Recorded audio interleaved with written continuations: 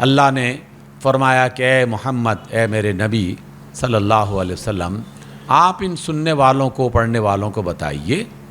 کہ دو آدمیوں کا قصہ کیا تھا۔ دو آدمی تھے اور ان میں سے ایک آدمی ایسا تھا کہ جسے اللہ تعالیٰ نے بے شمار زمینیں، مال و متاع، باغات، کھیت کھلیان عطا کر رکھے تھے، مالدار آدمی، اور ایسی زمینوں کے اندر سے اللہ تعالیٰ نے دریا جاری کر دیے تھے اس کے لیے، چاروں طرف کھجور کے باغات، انگور کی بیلیں، درمیان میں کھیت جس میں ہر طرح کا اناج، مختلف قسم کے پھل۔ لیکن یہ مالدار آدمی اللہ کا ناشکرا تھا، اور اپنے باغات میں، زمینوں میں جب کبھی داخل ہوتا تو تکبر کرتے ہوئے، غرور کرتے ہوئے داخل ہوتا اور کہتا کہ میں نہیں گمان کرتا کہ میرا یہ مال کبھی ختم ہوگا، میں اسی طرح عیاشی کرتا رہوں گا، میرے پاس یہ مال و متاع اسی طریقے سے رہے گا، اور اول تو قیامت نے آنا ہی نہیں ہے۔ یہ ایسے خامخواہ لوگوں کو بہکایا جا رہا ہے، لیکن اگر کسی وجہ سے قیامت آ بھی گئی تو مرنے کے بعد بھی ہم اسی طرح عیاشی کریں گے۔ اس کی اس بات کو اس کے ایک دوسرے ساتھی نے سنا اور اس سے کہا کہ دیکھو، مال کے اعتبار سے میں تم سے بہت تھوڑا مال رکھتا ہوں، میرے پاس نہ افرادی طاقت ہے زیادہ، نہ مالی طاقت ہے زیادہ، تھوڑی سی زمین ہے، تھوڑا سا مال ہے، لیکن میں تمہیں سمجھا رہا ہوں کہ اپنی زمینوں میں غرور اور تکبر کرتے ہوئے داخل مت ہوا کرو۔ تمہیں تو چاہیے کہ جب کبھی اپنے ان علاقوں میں داخل ہو تو کہو کہ الحمدللہ لا حول ولا قوت الا باللہ،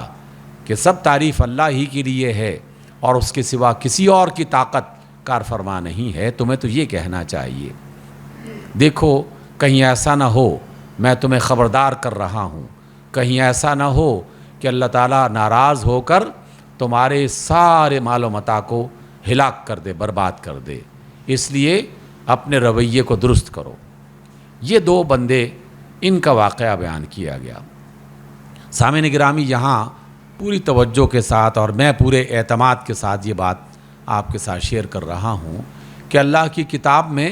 جب بھی کسی شخص یا کسی قوم کا واقعہ بیان کیا جاتا ہے، وہ واقعہ صرف ایک شخص کا یا ایک قوم کا نہیں ہوتا، وہ واقعہ در حقیقت کسی نہ کسی کردار کو نمایاں کرنے کا ذریعہ ہوتا ہے۔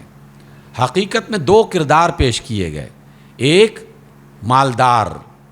زر و جواہر کا مالک، مال و دولت کا مالک، لیکن متکبر، غرور میں مبتلا، اللہ کا باغی، اللہ کا انکار کرنے والا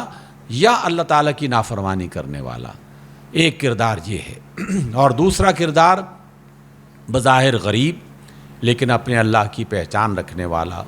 اس کا شکر ادا کرنے والا، اس کے صحیح راستے پر چلنے والا۔ یہ دو کردار آج موجود ہیں ہماری اس دھرتی پر، پاکستان میں بطور خاص اور بطور عمومی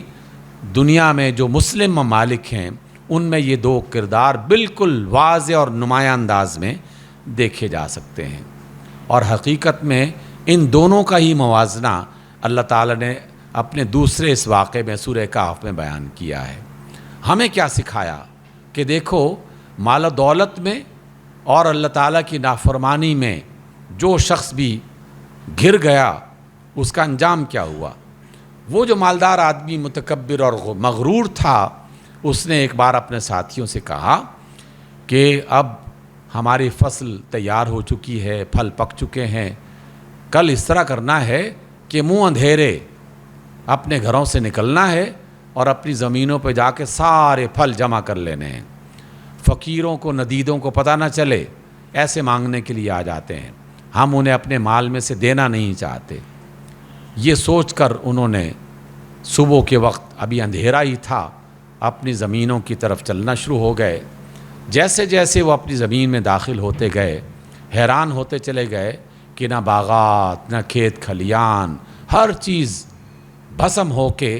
ہلاک ہو چکی تھی۔ اللہ نے فرمایا کہ ہم نے اسی رات ایک آندھی بھیجی تھی، جس آندھی میں آگ بھی تھی، اور اس آگ نے ان کے سارے کھیتوں کو اور باغات کو جلا کے خاک کر دیا۔